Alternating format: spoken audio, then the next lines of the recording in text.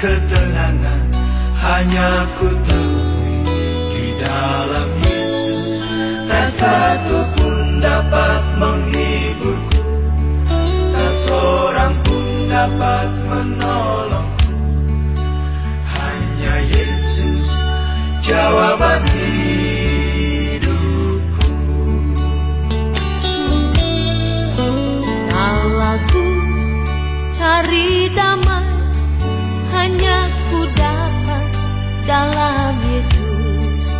Kalau ku cari ketenangan, hanya ku temui di dalam Yesus. Tak satu pun dapat menghiburku, tak seorang pun dapat menolongku.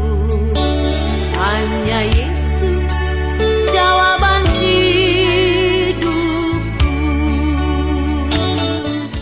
Kami bersyukur pagi hari ini. Kami berikan Allah yang besar yang kami ketahui dalam nama Tuhan Yesus Kristus. Dan kami rindu lebih dalam lagi Tuhan untuk mendengar firman-Mu. Dalam urapi hamba-Mu, urapi kami semua seluruh jemaat. Firman-Mu jadi kekuatan dalam hidup kami. Terima kasih Tuhan, kami sambut firman-Mu hanya di dalam nama Tuhan Yesus kami doa dan mulia. Amin. Tolong bersama. Shalom. Puji Tuhan, pagi hari ini kita bisa bersama-sama untuk menikmati hadirat Tuhan. Kita mau mendengar firman Tuhan dan belajar apa yang Tuhan rindukan supaya terjadi dalam hidup kita. Kita mau buka dalam Roma pasal 4 ayat yang ke-16. Roma pasal 4 ayat yang ke-16. Demikian bunyi firman Tuhan. Karena itulah kebenaran berdasarkan iman. Karena itulah kebenaran berdasarkan iman, bukan berdasarkan melihat, tapi berdasarkan iman. Supaya apa? Supaya merupakan kasih karunia. Kalau kebenaran karena melihat, saudara dan saya tidak pernah melihat Yesus waktu disalib. Tapi karena iman, supaya hal itu merupakan kasih karunia. Sehingga janji itu berlaku bagi semua keturunan Abraham. Saya berhenti sampai sini. Ayat ini menegaskan bahwa kebenaran yang berdasarkan iman. Saya berikan tema pagi hari ini, kebenaran berdasarkan iman. Dalam dunia ini banyak hal yang tidak murni, banyak hal yang palsu, banyak yang tidak benar. Dan manusia ini berusaha untuk menutupi atau memalsukan, meniru, seolah-olah barang itu atau sesuatu yang dia pegang itu benar, padahal dipalsukan. Maka kebenarannya ini barang tersebut harus diuji. Saya ambil contoh ini ya.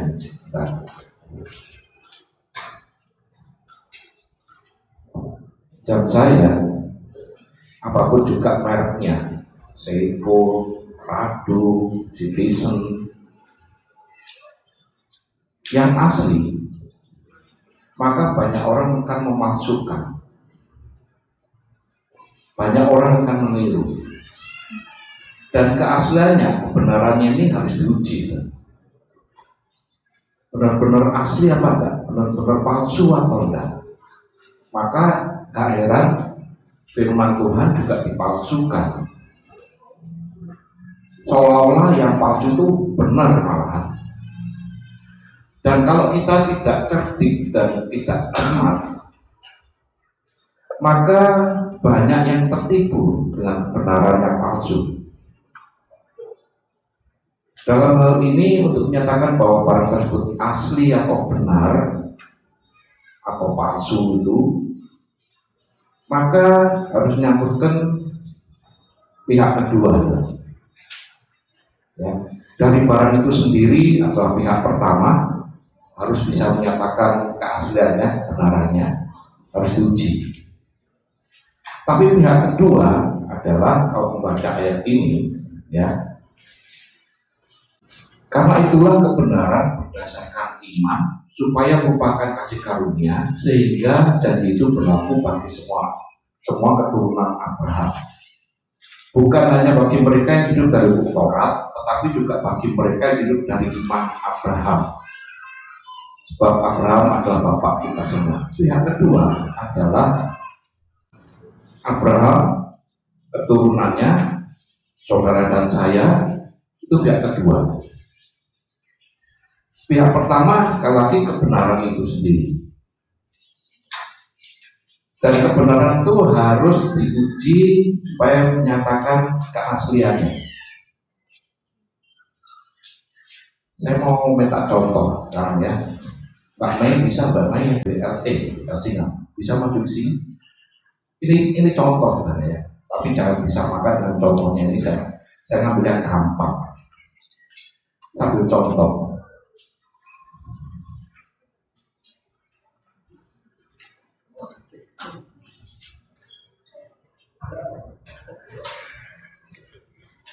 Ini apa saudara? Kertas. Ini 50.000 kan? Percaya nggak saudara? Untuk menyatakan kebenarannya harus diuji. Percaya ini uang. Kenapa? Kok tahu? Berarti dia sudah cermat, sudah cerdik. Ada tanda tangan saya, ada BI, bukan Bank Indonesia, BI Ibrahim. 50.000 kan? Dia nggak percaya. Maka nilai dari ini nggak ada artinya. Apalagi kalau di nomor tertentu, mau, nggak mau. Dia cermat. Kayak sini gitu. Kenapa? Ini duit monopoli. Ini uang monopoli. Mau? Kenapa? Sudah uji. Di mana? Tahu. Jadi kebenarannya ini harus diuji kan? Tak kasih sini berarti nggak mau. Sama, angkanya sama, 50.000 sama.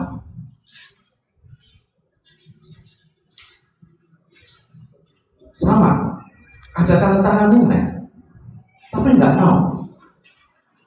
Ini menyangkut pautkan pihak kedua. Pihak pertama sekali lagi ini harus dinyatakan kebenarannya. Asli enggaknya sudah diuji. Kalau saudara ke bank atau saudara memeriksa dengan scanning, kelihatan asli enggaknya. Apabila ini asli, semoga asli ya, maka ini mempunyai nilai yang tertera sesuai dengan apa adanya. Nilainya 50.000 ya 50.000 apa adanya. Dan ini memiliki janji, benar nggak? Ada janji di dalamnya. Saudara buat beli, saudara buat bayar, ini menjanjikan, benar. Saya nggak berbicara uang atau itu mau ditunjukkan, ini contoh. Walaupun ini tak teko-teko, misalnya, percaya nggak ini masih ada janji ini? Pihak kedua harus dikatakan berdasarkan iman, percaya. Nah, kalau udah iman, percaya, maka yang pihak pertama ini berlaku. Nah, kalau dikasihkan, ini sebagai kasih karunia. Ngerti ya? Sebagai kasih karunia, silahkan duduk. PNK jajan. Asli loh. Jadi sekali lagi, pihak pertama adalah kebenaran. Dan kebenaran itu harus diuji. Asli apa hendaknya? Karena di dalam kebenaran itu mempunyai nilai, di dalam kebenaran itu menjanjikan. Tapi banyak orang yang tidak percaya walaupun sudah dibuktikan. Dan saya kembali lagi ke contoh uang. Uang itu tidak akan berlaku, uang itu tidak ada nilainya bila pihak kedua tidak ada percaya, tidak ada iman. Saya kasih contoh, uang ini berlaku di Indonesia. Kalau ada orang ke Amerika, terus beli pakai uang rupiah, kira-kira laku enggak? Ya, kenapa? Asli dan sudah diuji. Kenapa kok nggak laku? Kenapa kok tidak ada janjinya di dalam? Kenapa kok tidak ada harga nilainya? Padahal murni, asli. Jawabannya, karena tidak ada rasa percaya. Orang yang menerima, orang sana, orang bule, gak percaya aku ini. Apa benar ada nilainya? Karena mereka tidak tahu, tidak mengerti. Tapi kalau saya ke sana, lantas ada orang belanja atau ngasihkan uang rupiah, orang-orang bule gak mau, saya mau. Kenapa? Karena saya percaya di dalam uang itu ada nilai, ada janji, dan janji itu berlaku. Benar. Karena itulah kebenaran berdasarkan imanmu, berdasarkan percaya. Gak udah dikasihkan loh sebagai kasih karunia. Supaya apa? Dikatakan supaya janji itu berlaku, nilai itu berlaku. Karena tidak ada rasa percaya, kepercayaan yang hilang membuat batal janji itu, membuat nilainya tidak ada. Orang-orang di luar belum tentu percaya akan kebenaran, maka mereka tidak menerima janji, dan janji itu dikatakan sendiri batal, tidak ada nilainya. Bahkan sebagai cemoohan, aku nggak percaya ini ada nilainya, mana berharga, nggak ada apa-apanya, dibuat mainan. Karena tidak ada rasa percaya. Maka di dalam Roma 4 ayat 16 ini menyangkut pautkan kebenaran, menyangkut pautkan Abraham pihak kedua dan keturunannya, menyangkut pautkan iman percaya, dan nanti merupakan kasih karunia dan merupakan janji yang ada. Sekali lagi, kebenaran itu siapa? Kita tanya. Orang lain di luar pun juga tanya, kebenaran ini siapa? Seperti yang Pilatus ketika berhadapan dengan Yesus sendiri, maka Pilatus bertanya di dalam Yohanes 18 ayat 18a, dikatakan kata Pilatus kepadanya, apakah kebenaran itu? Mereka belum tahu. Banyak orang juga nggak tahu kebenaran itu yang mana. Pilatus tanya, apakah kebenaran itu? di dalam Yohanes 18:18a. Dikatakan, nggak ngerti ya.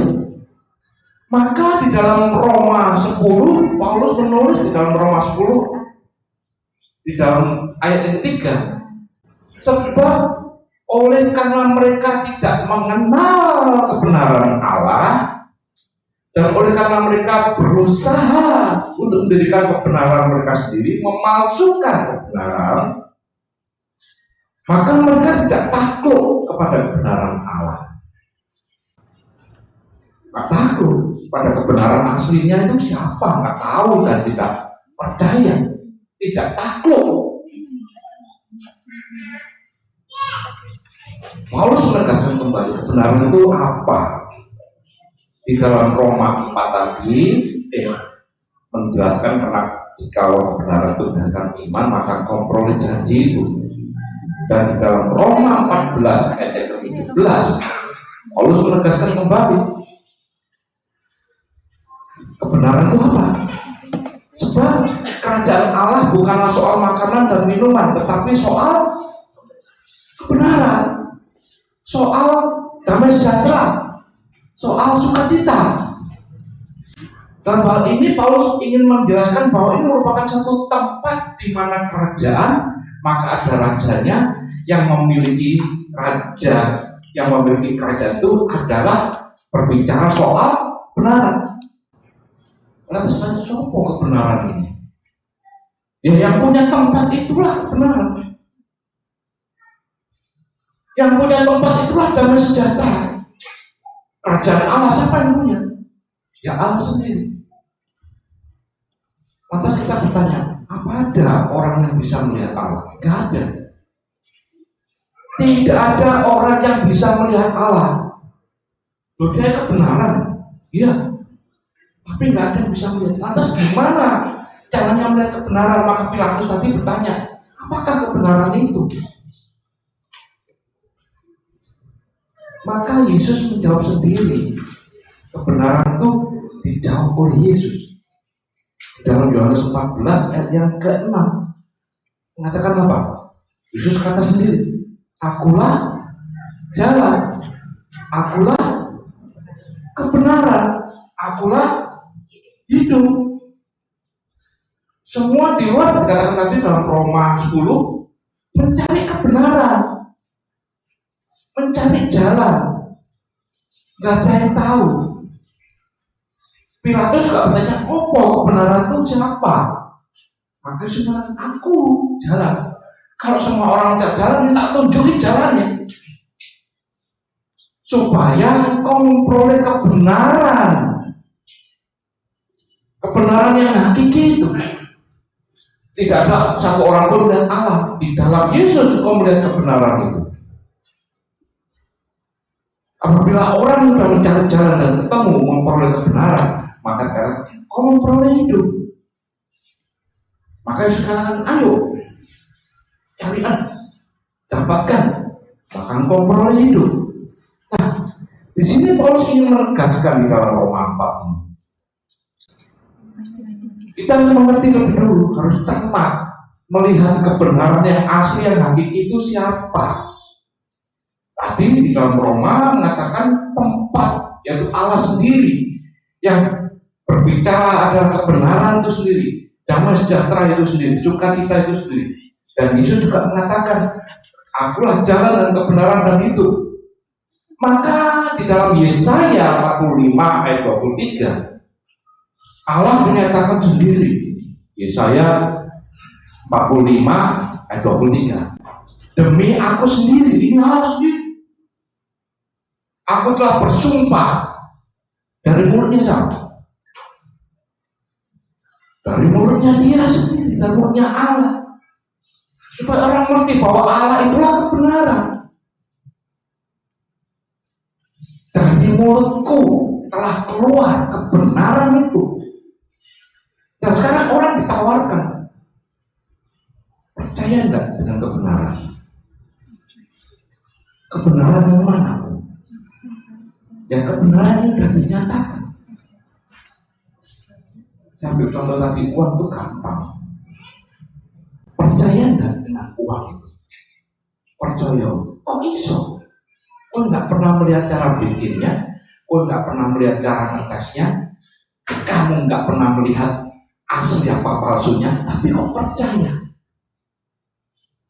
Sekali lagi, dari pihak pertama sudah diuji terlebih dahulu. Biar diremet-remet, tetap mempunyai nilai. Ketika Yesus dihancurkan, tetap bernilai.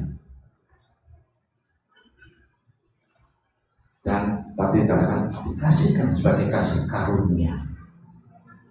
Ketika engkau percaya, maka engkau memiliki, diberikan sebagai kasih karunia, supaya janji ini berlaku. Sekali lagi, ketidakpercayaan membuat nilai itu hilang. Ketidakmengertian membuat mereka membuat kebenaran sendiri. Dan kebenaran itu dinyatakan, kita baca Roma 3 ayat 22. Roma 3 ayat 22.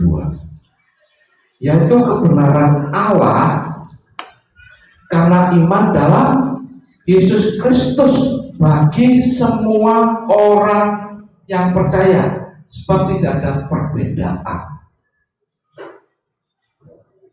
Kebenaran Allah ini, kalau kita beriman, yaitu di dalam Yesus Kristus. Karena kita beriman, percaya di dalam Yesus Kristus, maka kita memiliki kebenaran itu yang nilainya sangat tinggi, yang sangat berharga. Nah, dikatakan Abraham, pihak kedua tadi, Abraham dan keturunannya. Abraham menerima janji itu bukan karena hukum Taurat. Saya menyimpang sedikit sejarahnya. Bukan karena hukum Taurat, tapi karena iman kepada Allah. Sampai sekarang banyak orang pun memiliki iman kepada hukum Tauratnya, bukan iman kepada Yesus. Sekali lagi, Abraham diberkati bukan karena melakukan hukum Taurat. Karena pada zaman Abraham belum ada hukum Taurat. Oh, sorry. Benar kan? Guru-guru sekolah minggu. Kok bisa zaman Abraham tidak ada hukum Taurat? Kenapa? Kita lihat sejarah. Abraham mempunyai anak namanya Ishak dan Ismail, iyalah.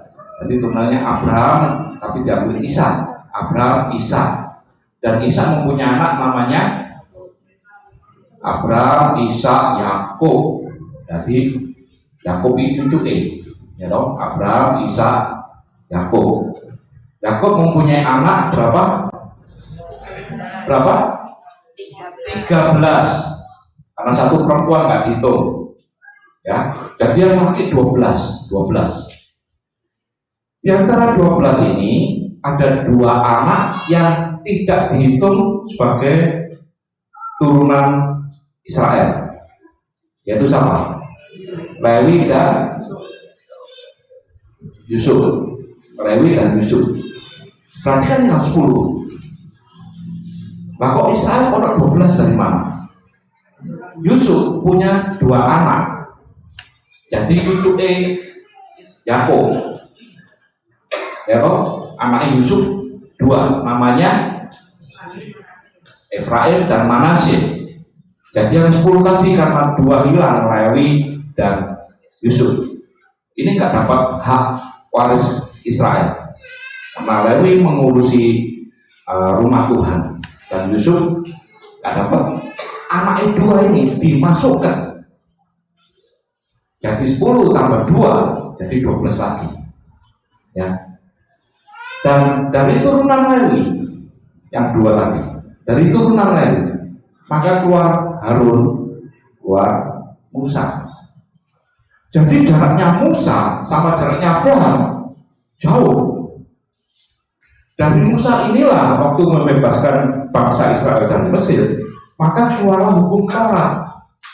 Jadi Abraham beriman bukan kepada hukum Taurat, karena hukum Taurat masih jauh di sana. Tapi Abraham beriman kepada Allah, kepada kebenaran itu sendiri. Dan Abraham dimasukkan, dianggap, dihitung sebagai kebenaran itu sendiri. Tadi Roma 3:22, kebenaran Allah karena iman dalam Yesus Kristus. Roma 4 ayat 13 sekarang. Sebab bukan karena hukum Taurat telah diberikan janji kepada Abraham dan keturunannya bahwa ia akan memiliki dunia. Jadi bukan karena hukum Taurat Abraham memperoleh janji itu, tetapi karena kebenaran berdasarkan iman. Galatia 3 ayat 6. Galatia 3 ayat 6. Secara itu juga lah Abraham percaya kepada Allah, maka Allah memperhitungkan hal itu, imannya ini dimasukkan sebagai kebenaran. Tapi ya, jadi ceritanya nanti ya, caranya ya. Abraham ini memperoleh berkat karena beriman. Beriman pada siapa? Kepada Allah. Bukan beriman pada hukum Taurat, karena hukum Taurat belum ada. Nah, kepada Allah inilah Abraham dimasukkan di dalam kebenaran. Lantas tanya, kebenaran itu siapa? Tadi katakan kebenaran itu bukan soal makanan dan minuman, tapi kebenaran itu berbicara tentang kerajaan Allah, berbicara Allah sendiri. Maka Yesus mengatakan, dari mulutku adalah keluar kebenaran. Allah gak bisa dilihat, maka dia harus menyatakan dirinya di dalam Yesus Kristus. Dan Yesus mengatakan, akulah jalan, akulah kebenaran itu. Maka sekarang kita semua orang yang percaya di dalam Yesus Kristus, di dalam iman kepada Dia, maka dimasukkan sebagai kebenaran. Supaya apa? Tadi Roma 4:16, supaya semua janji-janji Abraham kita terima. Coba baca Galatia 3 ayat yang ke-9.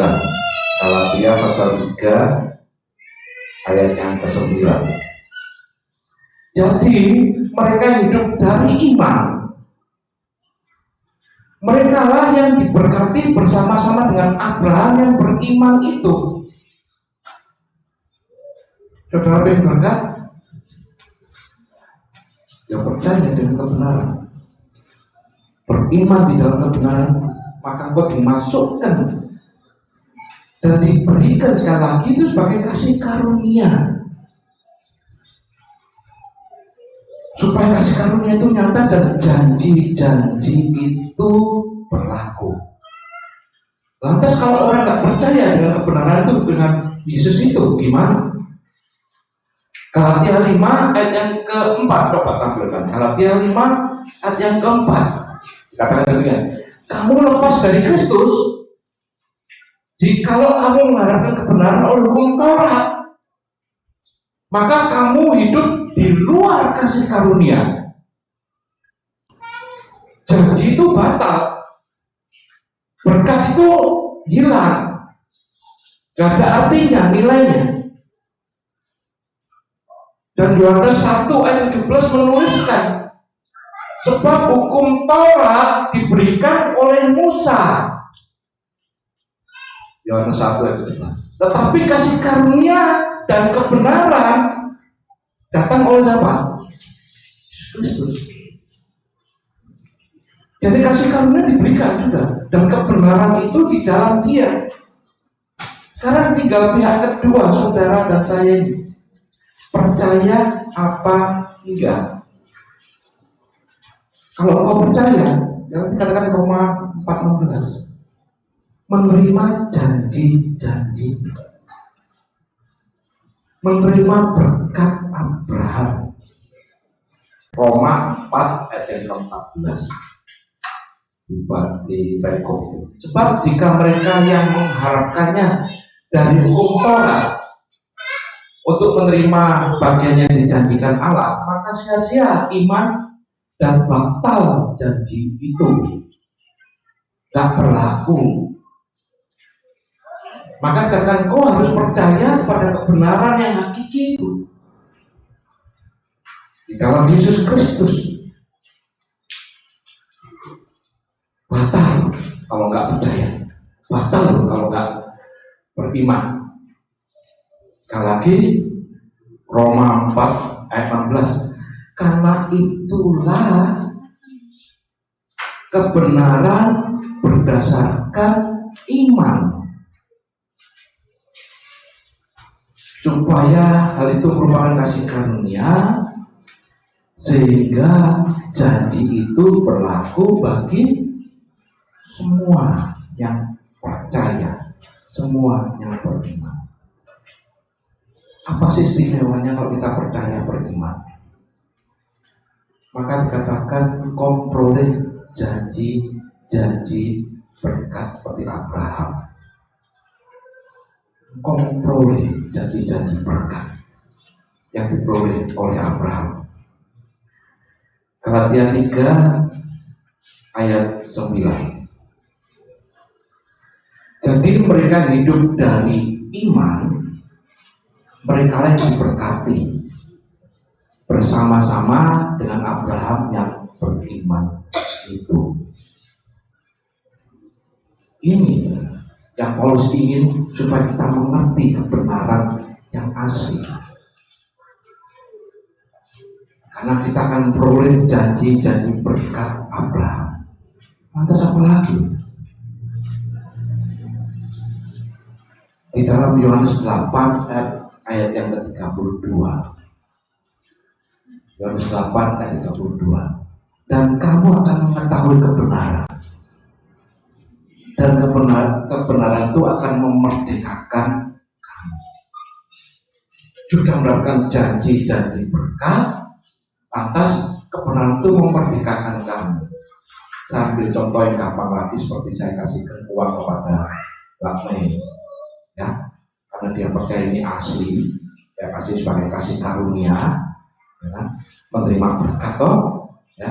Tapi hal kedua adalah memerdekakan kamu. Contohnya, seandainya Mbak Mei ini punya utang 10.000 di luar, maka nilai yang dapat sebagai kasih karunia bisa memerdekakan dia. Benar? Disusuk ya. Bisa memerdekakan karena ada janji di dalamnya, ada nilai di dalamnya. Dan hal ini bukan berarti lantas engkau menerima kebenaran lantas utangmu diberes, bukan bicara soal itu.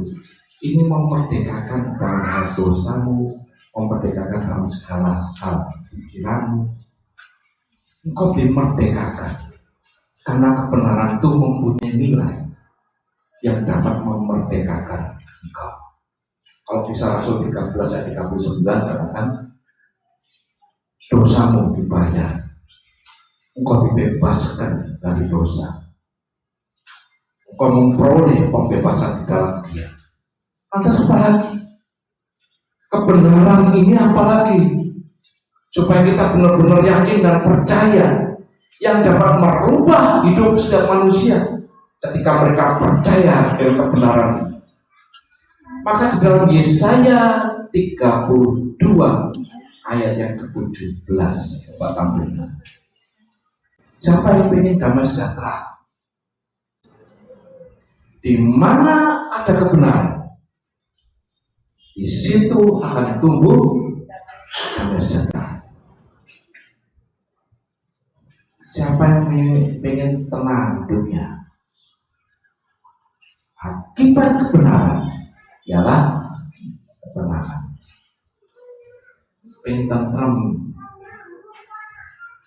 dan ketentraman karena kebenaran.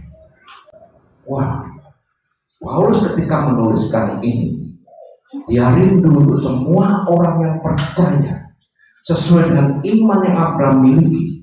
Maka engkau juga memperoleh janji-janji berkat Abraham. Engkau dimerdekakan, engkau memperoleh pembebasan dari dosa, engkau juga memperoleh damai sejahtera, engkau juga memperoleh ketenangan dalam hidupmu, memperoleh ketentraman untuk selama-lamanya, selama kebenaran ada dalam hidup. Selama engkau percaya dan mengakui dengan iman tentang kebenaran itu.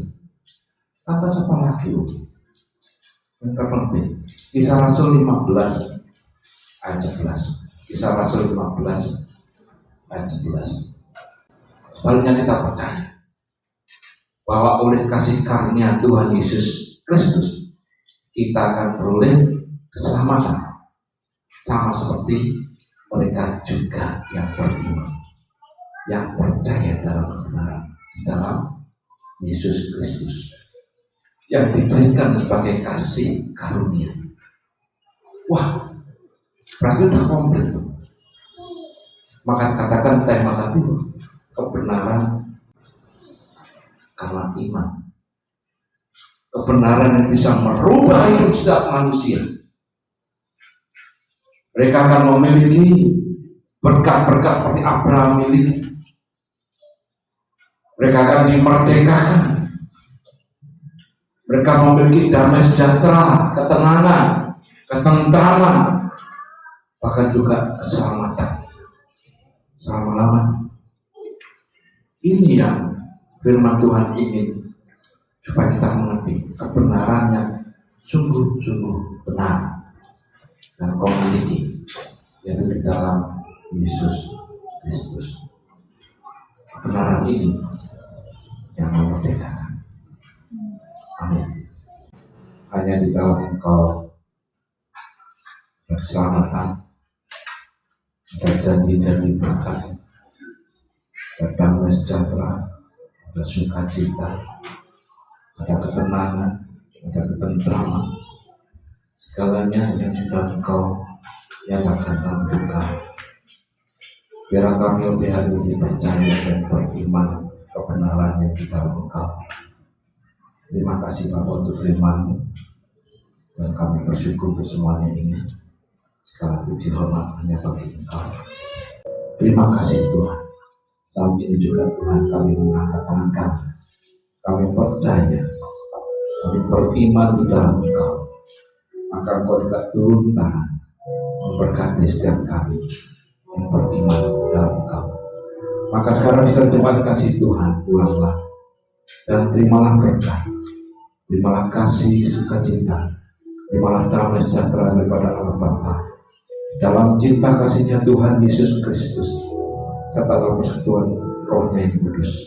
Biarlah selalu menyertai Engkau, selalu menjagai, melindungi, memberikan ketentraman, kedamaian, memberikan sukacita, bahkan memberkati Engkau mulai saat ini sampai Maranatha Wujudkan kedua kalinya. Biar kita menerima semua berkat ini hanya di dalam nama Tuhan Yesus Kristus, dan biarlah semua orang yang percaya dan katakan amin.